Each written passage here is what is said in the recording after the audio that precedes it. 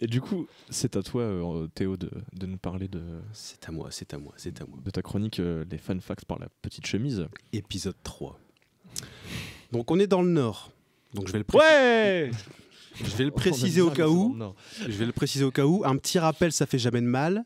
La consanguinité, c'est pas cool. C'est pas cool la consanguinité. On touche pas à sa cousine. Putain. Je peux dire un truc ou pas? Oui.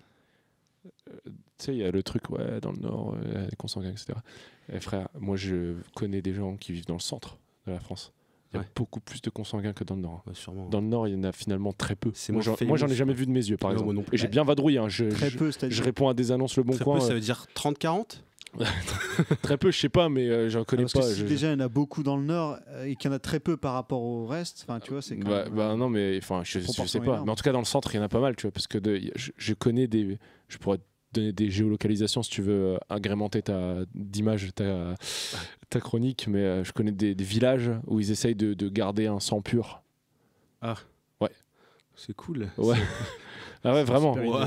Vraiment, je connais ces trucs-là. Enfin, je l'ai jamais vu de mes yeux, hein, mais ma famille elle habite là-bas et genre ils m'ont dit si un jour tu veux voir des consanguins de ouf, tu vas Ta là-bas. famille, elle habite là-bas? Non, mais pas chez les consanguins, frère, mais dans le centre. Ah d'accord, oui. Et du coup, elle sait, tu vois. Et genre, mais eux, ils font ça dans un esprit très royaliste, hein, pas dans le Ah sens. ouais, non, mais je me doute. Ouais, mais c'est dans le sens ils veulent préserver leur lignée et tout. Hein, ils sont béchetars. Hein. Ouais, non, on va aller du coup, voir un comme ça, jour. c'est bien. C'est de ça qu'on va parler. totalement en rapport avec. Excellent. Voilà, je me suis permis d'agrémenter. Comme ça, c'est bien, c'est beaucoup plus propre que dans le Nord.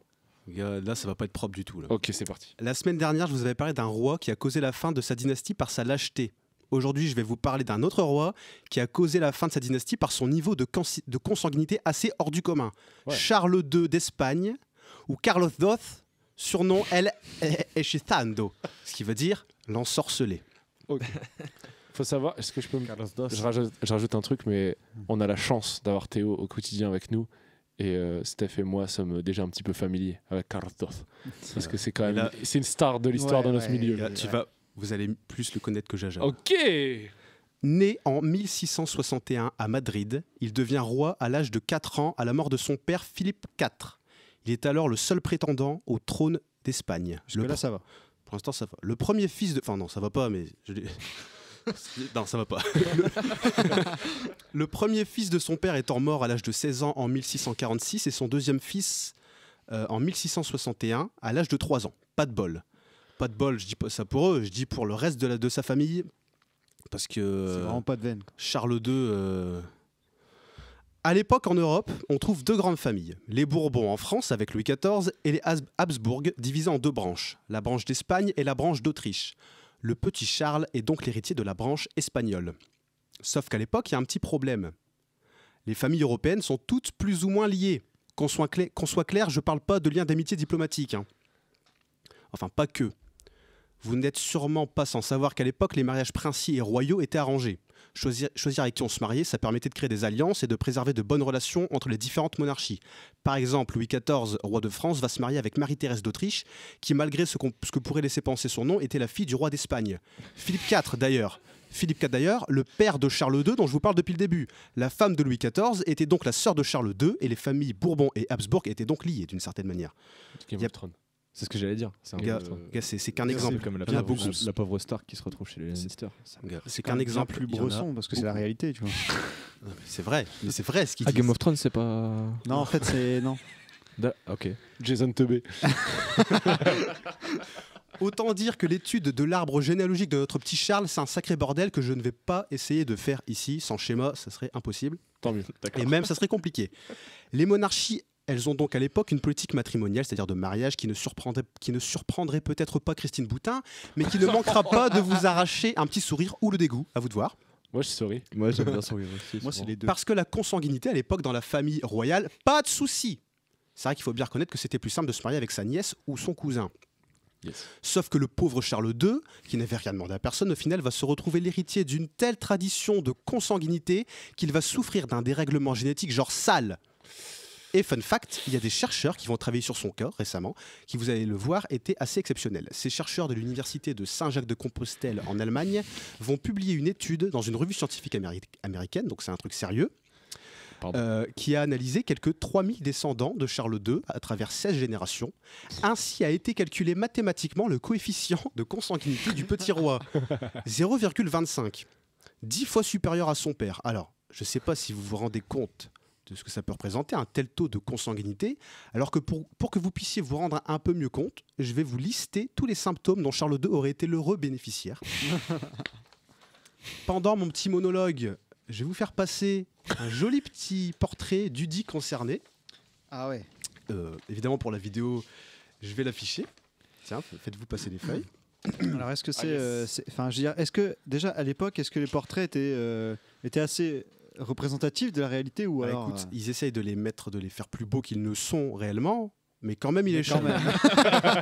Donc, là il est bien. Là, il y a son max. bah là, gars, il y a une Son statue, meilleur il y profil. a un buste en marbre de son visage et on voit vraiment qu'il est très Ouais. chelou. Quoi. C'est Moi, j'ai vraiment. une question à poser, enfin plus Vas-y. une remarque, c'est qu'en fait, tu vois, je me dis, tu vois, les mecs sont tombés sur ça, tu sais, truc de Compostelle. Là. Ouais, ouais. Ils étaient là, ils se sont dit, putain les gars, regardez sa gueule, on va mobiliser une équipe entière pour voir ce qui s'est passé, quoi, tu Le vois. mec, attends. Donc, regardez bien son visage pendant que je vous. Je peux pas le regarder cite plus. tout ça.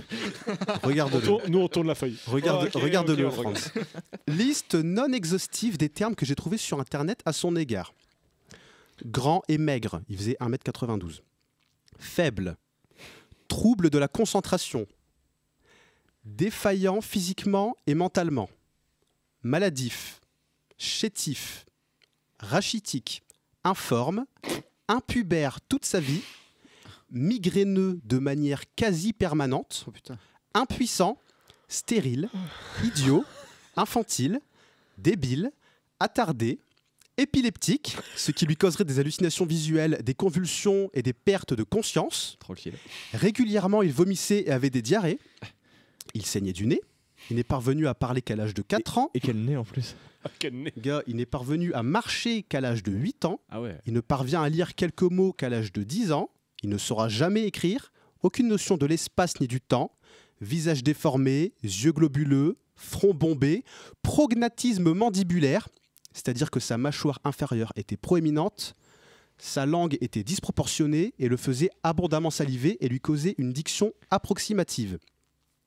Syphilitique congénitale de par sa mère. À côté de tout ça, il était quand même gentil et rieur. Enfin, Entre deux lorsque crises. sa condition misérable ne le plongeait pas dans une profonde dépression, j'imagine. Évidemment, il ne gouvernait que très peu, et cette affaire a été laissée à des gens qui étaient un peu plus qualifiés que lui. De santé très fragile donc, personne n'a jamais cru en ce souverain, et on pensait sa mort pouvoir survenir à tout instant, si bien que la question de sa succession se posa très tôt. Pour autant, combien de temps il a vécu d'après vous ? Donc il était roi à 4 ans. Moi, je sens que c'est ça va nous Ouais. étonner. Ouais. Moi je dirais 12. Moi, 12. je pense qu'il est mort à ouais, genre 13-14 ans max. Après je me dis, le mec qui a fait son portrait, c'était vraiment le meilleur jour parce que vu les crises, le sang et tout, enfin Moi, je dirais qu'il est mort. Les à crises, plus de c'était sur la 30 fin de sa ans. vie quand même. Ah. Enfin, il y a quelques symptômes très graves qui arrivaient quand même sur la dernière année, les derniers mois de sa vie. Ouais, mais ça quand doit même. être chiant pour le mec du portrait parce que bon, si l'autre il avait tout le temps la courante, enfin tu vois, c'est... ou alors il a fait directement, enfin C'est sur le chien. Il était sur le c'est chien. ça, tu vois, il était là. Bon, moi, je dirais qu'il avait une quarantaine d'années. Gars, Non, il- il avait pas 40 ans. c'est pas Il est possible. mort à 39 ans. Oh, Oh Plutôt mais c'est pas surprenant. possible. C'est le collectif chaud.